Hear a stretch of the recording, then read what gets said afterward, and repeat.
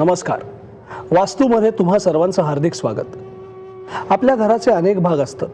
वास्तुशास्त्राप्रमाणे त्यांच्यामध्ये काय बदल केले किंवा त्यांची रचना कशी असल्यामुळे आपल्या घरात सुखशांती नांदेल याविषयी आपण ह्या सदरात नेहमीच बोलत असतो.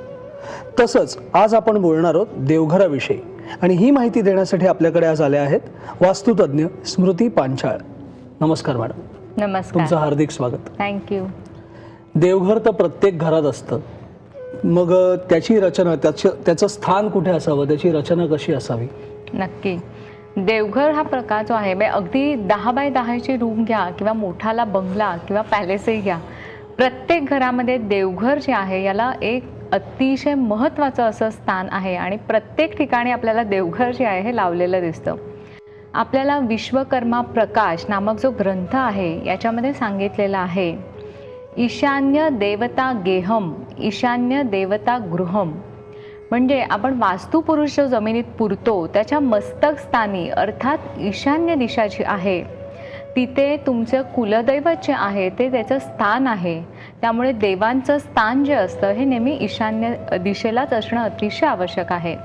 जर एखादं घर जे आहे हे मोठं असेल किंवा बंगला असेल तर तिथे देवघरासाठी एक वेगळी अशी जागा जी आहे ही आपण दिली तर ते त्याच्यासाठी योग्य ठरू शकतं. आणि जर घर बांधतच असाल तर देवघर जे आहे ईशान्य दिशेला येईल याची आपण काळजी घेतली पाहिजे, कारण ईशान्य दिशा जी आहे तिथे ईशाचा अर्थात देवाचा वास असतो. मात्र आजकाल आपण ज्या फ्लॅट सिस्टीममध्ये राहतो त्यावेळेला देवघर जी असतात ही कुठे लावावी असा लोकांना प्रश्न असतो. त्यामुळे आम्ही खूप वेळा कन्सल्टिंगला जातो तर लोक विचारतात की आम्ही हॉलमध्ये देवघर लावू का किंवा किचनमध्ये लावू का, मुलांच्या बेडरूममध्ये लावू का, आमच्या बेडरूममध्ये लावू का. तर अशा वेळेला तुम्ही किचनमध्येही देवघर लावलं तरी चालू शकतं. मात्र किचनमध्ये देवघर लावताना आणि ते ईशान्य किंवा पूर्व दिशेला लावताना तिथे पाण्याचं सिंक येणार नाही ना किंवा गॅसची शेगडी येणार नाही ना याची आपल्याला काळजी घेतली गेली पाहिजे. तिथलं खरकटं पाणी जे आहे हे देवघरामध्ये जाणार नाही याची आपल्याला योग्य काळजी घेणं अतिशय आवश्यक असतं. त्याचप्रमाणे काही वेळेला काय होतं की आपल्याला ईशान्य दिशा जी आहे ही नेमकी मिळते आणि ती दिशा येते टॉयलेटच्या भिंतीवरती.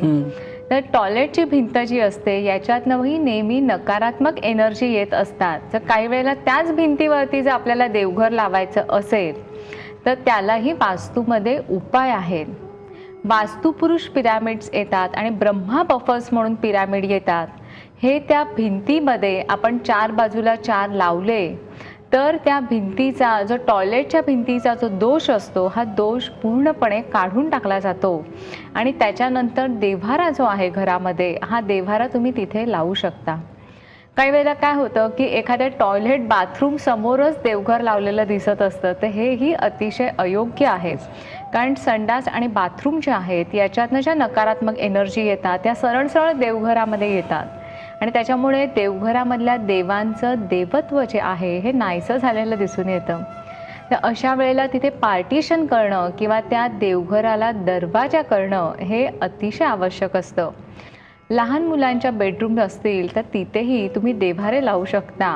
मात्र लहान मुलं जी असतात ती खूप मस्तीखोर असतात, त्याच्यामुळे त्या देव्हाऱ्यांचं पुन्हा त्यांचे हात कुठे लागणार नाही ना किंवा काही वेळेला त्यांचे बॉल वगैरे उडतात, देवांच्या मूर्त्या आजूबाजूला फेकल्या जातात. तर असे काही दोष तिथे उत्पन्न होणार नाहीत ना याची काळजी घेणं आवश्यक असतं. आणि बेडरूम ज्या असतात, जर बेडरूम बेसिकली लग्न झालेल्या व्यक्तींच्या असतील तर तिथे सहसा देव्हारे जे असतात हे अजिबात लावू नयेत.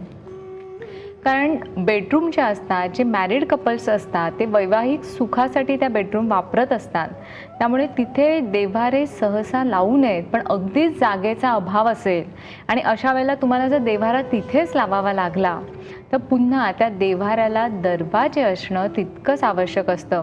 ज्याप्रमाणे देवळामध्ये सकाळ संध्याकाळ पूजा आणि त्याचा नैवेद्य दाखवला की त्यांचे गाभारे जे असतात हे बंद केले जातात, त्याप्रमाणे मग तुम्ही तुमच्या घरामध्ये रात्रीच्या वेळेला जेव्हा तिकडे आरती आणि नैवेद्य दाखवला जातो त्याच्या काही वेळानंतर म्हणजे 3 सांजा निघून गेल्यानंतर जेव्हा रात्र होते तेव्हा त्या देव्हाऱ्याचे मग जे दरवाजे असतात ते तुम्ही बंद करून घेतलेत तर तुमच्या बेडरूममध्येही देव्हारे तुम्ही लावलेत तर चालू शकतात.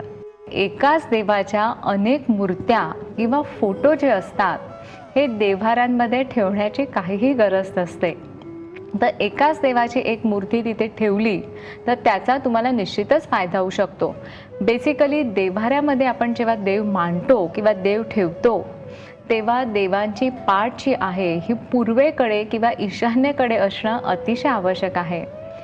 काही घरांमध्ये देव्हाऱ्यामध्ये जे देव मांडले जातात ते 33 कोटी देव जे असतात हे त्यांच्या देव्हाऱ्यामध्ये आपल्याला दिसायला येतात.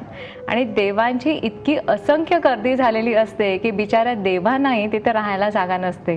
मग त्यामुळे वेडे वाकडे हव्या त्या दिशेने देवांची मांडणी केली जाते. तर देव जे आहे ते कधीही दक्षिणेकडे पाठ करून किंवा उत्तरेकडे पाठ करून असे लावू नये. लावताना ते एकाच दिशेने असे लावले जावेत.